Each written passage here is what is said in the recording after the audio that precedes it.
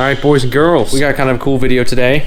Willie might be in the background. He's getting a new carb installed on this beast. While he's doing that, we're going to be checking out this thing.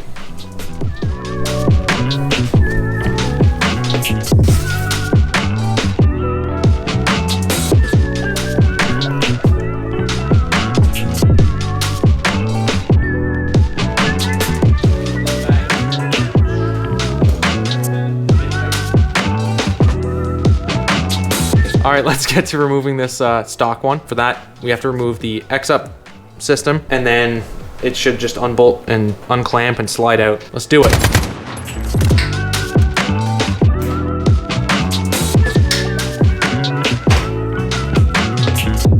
Alright, with the side covers off, you get access to this guy right here, which is the X-Up valve system and its cables behind this heat shield thing. Two 5mm Allen bolts, we'll get that off.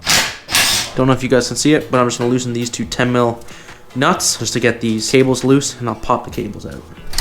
There we go. So now that these cables are out, we're gonna go onto the other side of the bike. This guy's your actuator.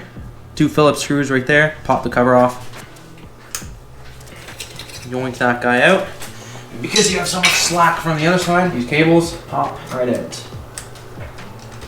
There we go. Yank it out from this side.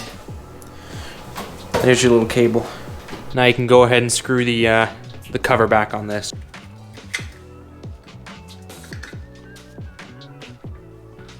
So obviously we didn't delete the actuator.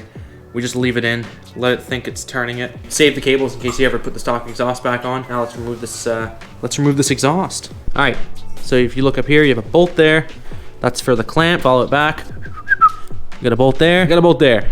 Undo those 3 bolts and then yoink it off. Be careful not to scratch the frame or anything, or scratch the frame if that's what you want to do.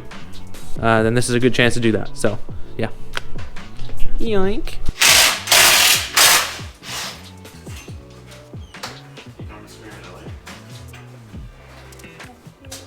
One thing I've noticed, just after looking at this mid pipe here for the new exhaust, has a space for an O2 sensor. My exhaust does not have an O2 sensor there. So, luckily for me, I have these O2 sensor plugs from when I put a downpipe in my car. They came with the downpipe. But before you go and try and install this, plug that off. And also use copper gasket to seal it. Just something I noticed. One other thing I thought, I just was handling this with my bare hands. I've got oil on my hands. So what I'm doing is I'm getting some isopropyl alcohol on a rag, and I'm just gonna wipe all my fingerprints off. Otherwise, it's gonna look all burned on there and terrible. So I'm just gonna give this whole thing a nice wipe down and just use these gloves from now on. All right, let's stick this on. That's as much as she's sliding on.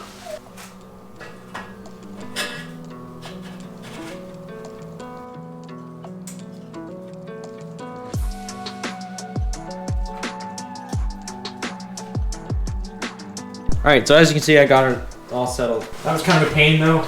This is really hard to squeeze because it holds the exhaust so tight. So we got it sitting good, I think. I'm gonna tighten everything down and then that's it. I'll put the side panels on and we can do a little sound test.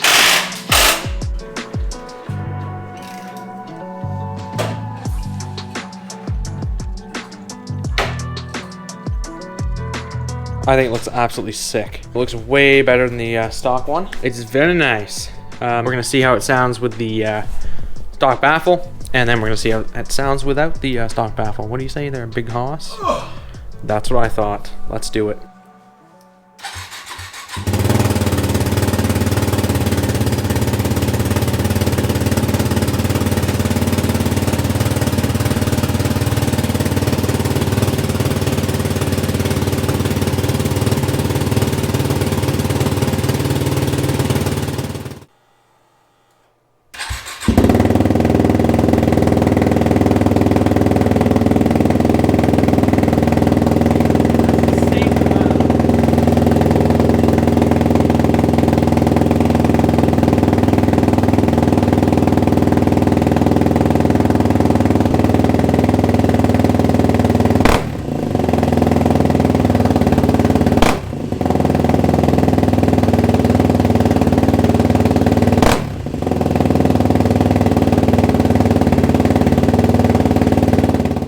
That was insanely loud, but it sounds so deep and throaty, it's almost like the 450. Anyway, thanks for watching. If you want to stay tuned and subscribe for more WR250R content, more KDX content, more YZ450F content, more KX250F content, more SV650, more RMZ250, and more William. Subscribe.